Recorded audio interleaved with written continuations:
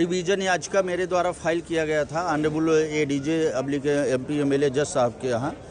और रिवीजन जो है माननीय मजिस्ट्रेट साहब ने जो आदेश किया था मेरी एप्लीकेशन पर कि राहुल गांधी जी का वॉइस सैंपल लेकर और उसका विधि विज्ञान प्रयोगशाला से जो सीडी में वॉइस है उसके दोनों की मिलान कराई जाए,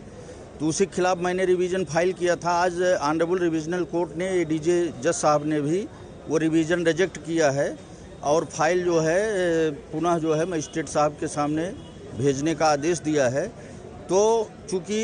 अब मैं वो ऑनरेबल कोर्ट का फैसला है उस पर कोई टिप्पणी नहीं करना चाहता हूँ, मैं उसका सम्मान करता हूँ, लेकिन उस आदेश के खिलाफ मेरे द्वारा ऑनरेबल हाई कोर्ट में चुनौती दिया जाएगा। चूँकि मेरे द्वारा जो ऑनरेबल सुप्रीम कोर्ट की विधि व्यवस्था दी गई थी उसका इंटरप्रिटेशन बिल्कुल गलत तरीके से किया गया है और वो माननीय मजिस्ट्रेट साहब का जो आदेश है उसी को बिल्कुल फॉलो किया गया है। तो पीड़ित जो इसके वादी मुकदमा है विजय मिश्रा जी,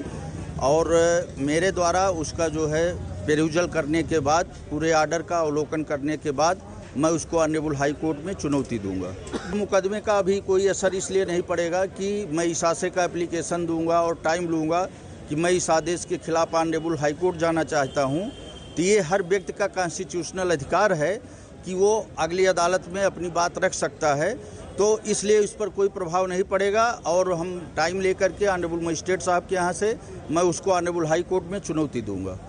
आज माननीय राहुल गांधी जी के मामले से संबंधित एक निगरानी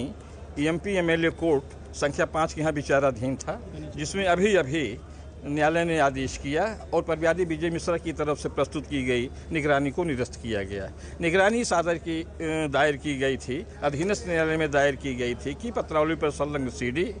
और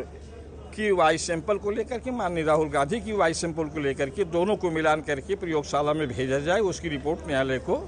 प्रेषित की जाए, जिसमें न्यायालय ने पाया कि मामला जो है ये प्रार्थना पत्र के द्वारा बहुत विलम्ब से दिया गया है, जो आधारहीन है, बलहीन है और निरस्त होने योग्य है। इसी आधार पर अधीनस्थ न्यायालय ने उस प्रार्थना पत्र को निरस्त किया, जिसके संबंध में निगरानी प्रस्तुत की गई थी। वरिष्ठ अदालत द्वारा एमपी एमएलए कोर्ट द्वारा पाया गया कि इस निगरानी में अधीनस्थ न्यायालय ने जो अपने विवेक का इस्तेमाल किया है उसमें किसी भी हस्तक्षेप की आवश्यकता नहीं है। तदनुसार निगरानी निरस्त की गई। मूल पत्रावली 18 जुलाई 2026 को नियत है, उसमें नियमतः अब मामला जो है बहस में जाएगा और मुकदमे में बहस सुनी जाएगी। धन्यवाद।